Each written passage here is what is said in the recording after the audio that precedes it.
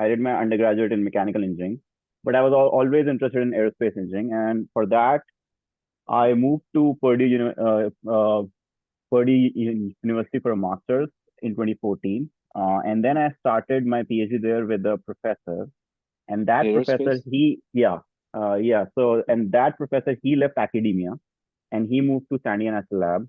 Uh, then I moved to UT Austin to continue my PhD program. But at UT, I started working in robotics. So instead of working on controls optimization for aerospace applications, I started working on problems in leg robotics. Mm-hmm. And now I'm in my sixth year of my PhD and about to defend probably in summer. So Okay. so the idea is, so I like after being in academia for almost like 8 or 9 years now, I realized that I'm not interested in research anymore. And I just want to get like an industry job and just get Okay. out of I mean academia. But as you know, the main issue is immigration. And like a common strategy for a lot of people who end up doing a PhD is they continue as a postdoc and they write more papers. They are a part of academia for a few more years, then they apply their green card and then they move out. Mm-hmm. So my main question to you is, how good of a strategy is that, especially if I don't want to be in academia and I don't like academia? Is that advisable, not advisable? What are the pros and cons of that? Or Okay, got it. Um, so I mean, I think you mentioned, right? You have a couple of interviews coming in and all that, right? yeah. Yeah. So, it's a matter of, so if you're so clear, it's just a matter of finding the job, to be honest with you. Okay. So if you are so clear, like if you ask me, what was I thinking? My thought process was I want to go to academia. Okay, I see. Okay. I wanted to go to academia, and so that's why I did postdoc. I was, I joined Rolls-Royce. I was even wanted to go to academia. Oh, I see. So for you, it was the other way around, as in you ended up in the industry, but you wanted academia. Yeah, I mean, I I would say till 5 years, if you ask me what I want to do, I was still probably applying for university positions, Oh, I see. right? So what I'm saying is, if you're that clear, all it's a matter of you to find a job. That's all. I think there's no if and but if, because hearing you, you are like, I don't want to do this, and which is good actually. I mean, I'm Hmm. glad that you are so Yeah. clear. You don't want to have a second option on that. But so, and you are already getting in interviews and you're going for interviews, and that's a positive sign, because if you ask me, in my case, the only interview I had at that time was with Exxon, Oh, I see. and that too didn't materialize after a couple of interviews. So, and it was 2009. I graduated in November, and 2008 the market crashed, the big one. Hmm. So the situation was not looking good anyway for anybody, especially for international students. I see. So okay, so that's a But good point. my But but my then, only question would be yeah. is, if you are looking for a job in industry, which is a core sector industry, Hmm. in your case would be right. So the options are pretty much, the struggle you will which you will see is, which people who are in computer science, they don't see that, because most Hmm. H1Bs are carried by these IT companies, so called, right? You will find, either you have an option, either these companies will be a startup, Yeah. right? And they have no idea what international student is, and they put everyone in the same boat, and so you Yeah. have to be careful, not them. Yeah. And Yeah. the lawyers didn't know anything, and the HR has no idea. All they were looking for is you to join next day. Yeah, because that's what is happening to me. So I'm getting almost all of the interviews from startups right now. And a few of the giants like Nvidia and Amazon have stopped hiring right now, so it's hard to find a job there. Right, right. But yeah, right now I find either research positions in academia or startup jobs. Yeah. Uh, like So that's what I'm trying to tell you is, And this has nothing to do with the situation right now. That's how it is. Yeah, that's how it is in, yeah, in my Because field. academic, because core sector, mechanical, aerospace, the core sector, um, the big giants, I would say, Hmm. like for example, if you're looking for a job in uh, so-called big core company, whether they are like Lockheed's or Boeing's or whatever, they won't hire international students. They Yeah, they don't. were hard. Yeah, I They see. don't hire even if you have a green card. So they hire US Hmm. citizens. That's the Hmm. fact. Hmm. And then you have to wait, just like probably I have waited, or anybody that will do, go through that line for 10 years. I And see. that's the So, reality. That hmm. is the reality. So for like a lot of students ask me this question, and probably they get confused by because they feel like I was a student coming from India. They think that yesterday I was a student messaged me saying that I have an internship position, so in Lockheed, can I get it? I said, are you a US citizen? He said, no. I said, no, you cannot. Yeah, simple as that. So, but I said, there is nothing like I'm not saying that you're not good or something, but that's the nature of the job too, and that's why most of the core sectors. I mean, the only I will tell you the only even after postdoc, when I was looking for academia and I was no sorry, I was in Oak Ridge and I was looking for a transition. Rolls-Royce told me that we have a job for you Hmm. only if you can have a green card. So I had to rush and apply for it. I see. They don't process. They said very clearly we don't process H1. Hmm. And the only job I had at that time was Samsung. No, not Samsung. With what that company Seagate, which made hard drives. I don't know if Hmm. still Hmm. they made it. Hmm. Hmm.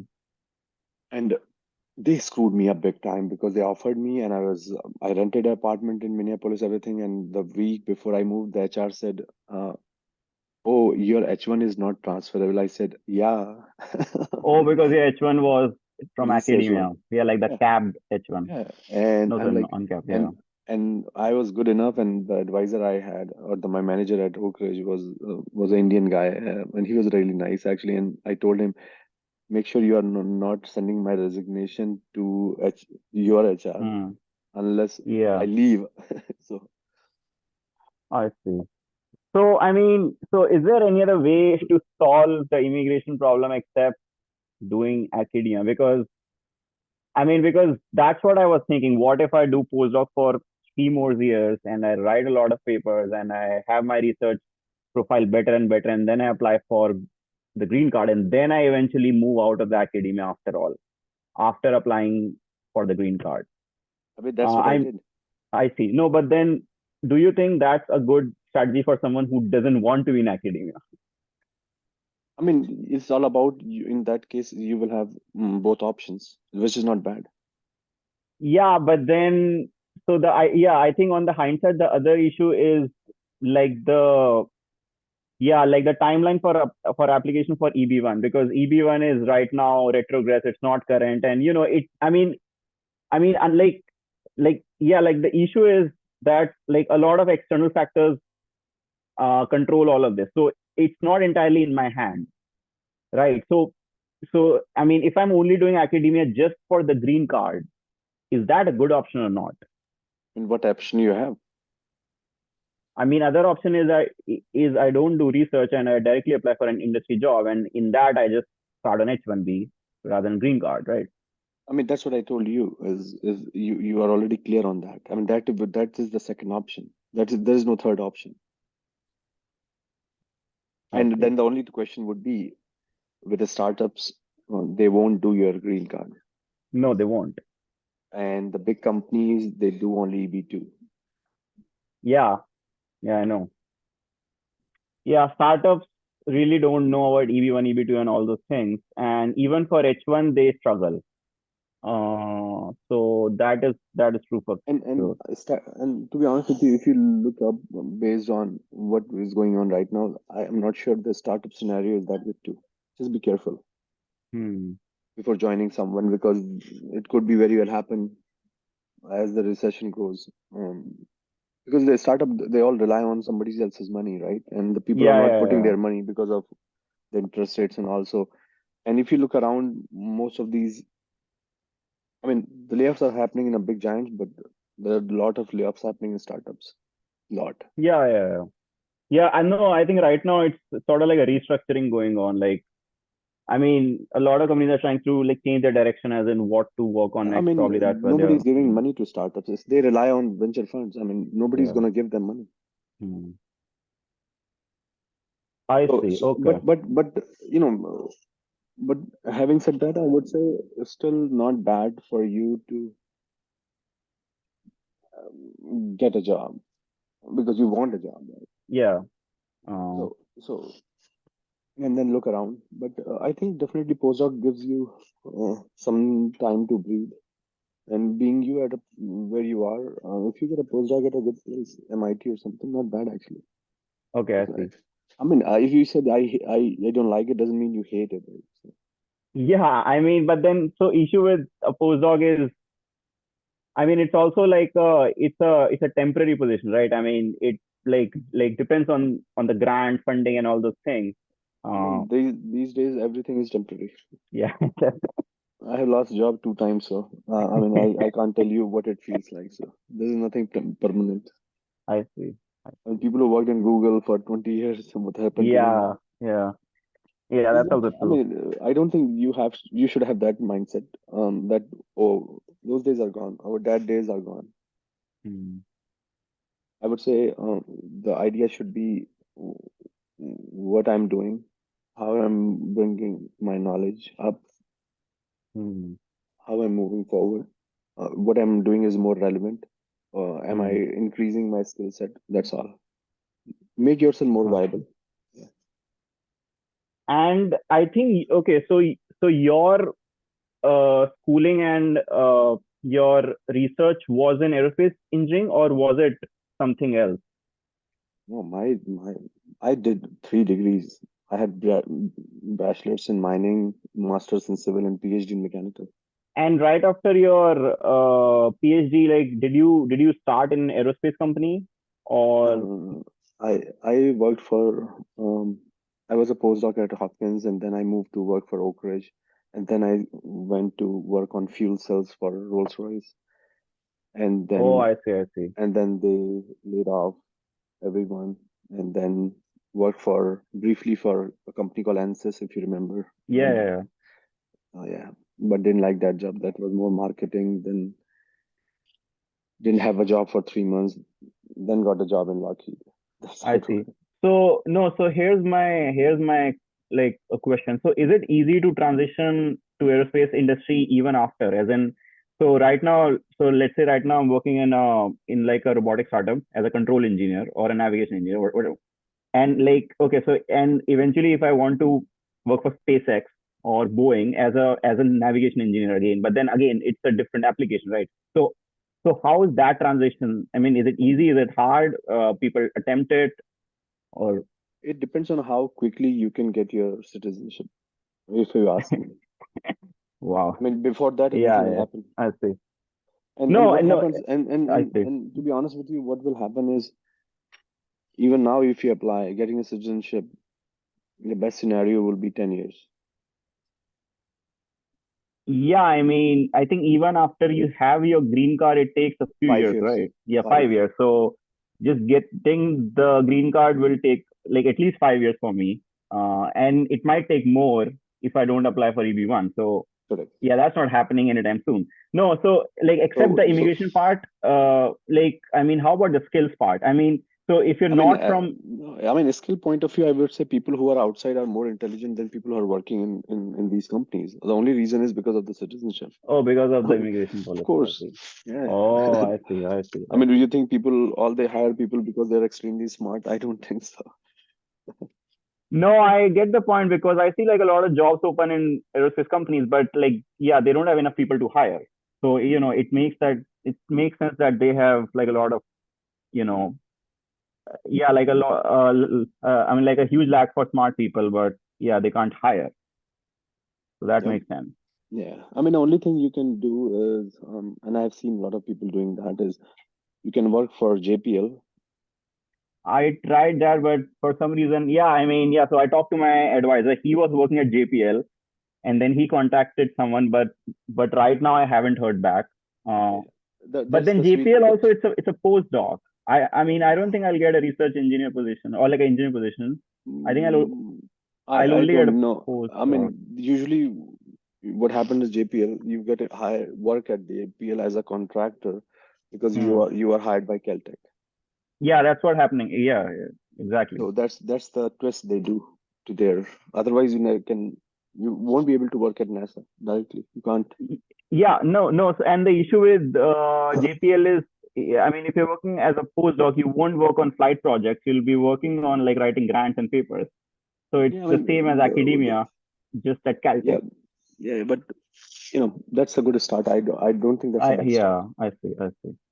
Because Yeah, the yeah, I'm point trying here for is that. Yeah, let's see. no, no, because the point here is you to be relevant for within next 10 years, so Hmm. that you when it comes to the actual point, you're like, this is the guy because he has been there. Yeah, I see. I mean, Yeah, that's the yeah, reason that I makes said sense. that's the best way you can, because that's what I think I try to do for 10 years. Be Hmm. relevant for whatever they need. Hmm. That's important. And then And eventually get the that's job. tough. I see. Yeah. And then because that's tough. And then you have to be a little bit lucky too, I would say. Yeah, that's also true. Yeah, I mean, I think it's just like depends if they're hiring right now or not, and all those things. Yeah. Hmm. I don't know hiring and all because, yeah. I mean, as you said, you have to be, you do everything right and then you have to be lucky. Yeah, you have to be lucky. That's what I Okay, I see. So I think the only way is if I end up doing a postdoc, then I hope that I apply for my green card, and eventually 10 years from now I join an aerospace company. That's like the only possible route for here if I want to do aerospace. Or I just completely ignore that. I move into like a startup, start my job, and just end up in robotics and enjoy that. As I That would said to be like you, a second. yeah, I mean, you have to understand one thing. Everybody who is working at Sikorsky designing Black Hawk is not doing the great work. There Yeah, is a lot of boring work that goes there, and I've yeah, seen that. of course, of course. My point here is what you're doing is more important. Nothing else is more important. Trust me. For example, Hmm. a person who is right now working on looking at new ways to store energy, I would say that's sky's the limit for that person. Hmm. I see. what Hmm. you what you're working on, what you're doing is more important than where, because the where will always change, and Yeah, it's very that's dynamic. true. Either by you don't like that company or you will lose it or whatever. Hmm. So Hmm. what you are Okay. doing, focus on that. What you're doing, what you're doing, is it more relevant? Because a Hmm. lot of times what happen, you work on these great companies, and because you work on something which is irrelevant, and then you can't find, or you are Hmm. not able to do things, you're not doing, you know what I mean. Hmm. So that is, I think, is more important. I mean, that Yeah, the I mean, brand, you always, uh, you all people want to work for brands. That's fine, but it will happen. yeah. Yeah, I think even in the robotics world, I have two sort of options. So I can go for companies who make like advanced robots like humanoids and quadrupeds, or I can go for companies who are into factory automation, which make like manipulators and all those objects. So and right now they have a huge market for like manipulators and factory uh, automation. And the concept of humanoid is still sort of like in the research phase, but that's sort of like the two options I got. And right now I'm applying for like both of them. And but yeah, that's what I see like in the robotics world. Uh, and then you have some overlap of robotics in aerospace because I mean there have been some research at JSC, and they're working on like humanoids for space or something like that. So that's like an overlap I see. Uh, but except that, like, yeah, that's what is going on in the robotics world. So yeah, so I've been applying for that, and I see. And yeah, so when you applied for your postdoc, or I mean, yeah, how would you recommend someone applying for a postdoc? Like, what do you so Go to I mean, best what do you? university, number one. Okay, okay. So Don't go below where you are right now. Okay, no, but like, do you think for, I mean, so you have some of these faculties who are at a small school, but they're bigger, but they're still like a famous name or a big shot. So why not go for them rather than going to an MIT faculty who might not be well known? That's a good point. I mean, then you have to understand why you came to Texas Austin, not went to Texas Yeah, Arlington with a professor. Well, that's sure, my but point. then yeah. So I applied everywhere. I just got where I got. Okay, okay. I mean, you're making a good point because I know a guy in University of Birmingham or whatever the name is. It's in up in New York, New Hmm, State. And the George Whittingham, he got a Nobel Prize for lithium-ion batteries. That's the professor that works there, I see. and people flock in to work with him. I mean, that Yeah, university nobody knows. yeah. My point is, you have to Hmm, give a weightage, and then hmm. take the sum and find the answer. I see. And I mean, should I look for faculty who are publishing a lot, or I You mean, just said does you that don't want matter? to go to academics, so No, I don't. No, no. What I'm saying is, if I do end up in postdoc for 3 years, let's say, so I want to write as many papers I can. for green card, yes. I see. As Yeah. simple as Oh, that. if that's like the meat, man. Yeah. Okay. Oh yeah, yeah, of course. Because that's where that EB1 um is evaluated. Yeah, yeah. I know. Yeah, I have a couple of friends who went through that route, and they kept changing their postdocs as well, but they ended up writing like a lot of papers with different people, Yeah, there is I would say collaboration. mm, there is a there is a dish that you have to worry about that you should not be doing that for more than 3 years or so. Just be Hmm. careful because I know people who have been end up doing one, two, three, and that's the you're done. Yeah. Yeah. Yeah, but and honestly, I did the postdoc that helped me getting through EB1, my green card. So that's what Hmm. I'm saying. Like that helps a lot. Yeah. Yeah, it does help a lot.